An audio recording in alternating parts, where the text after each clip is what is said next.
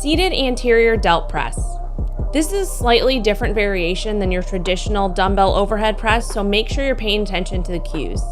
You're going to start by setting the bench to a high incline, around 60 degrees.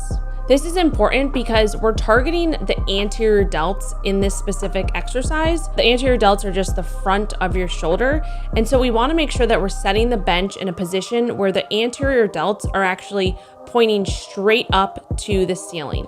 That's going to allow us to put them in the most advantageous position to do the work and get the most stimulus.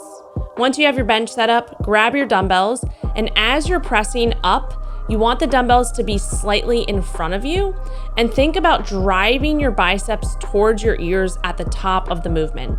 Make sure that as you're coming down, your elbows are tucked, and then when you push back up, push those dumbbells in front of the midline of your body, not directly out to the side. Again, this is gonna help us to really create more of that stimulus in those anterior delts.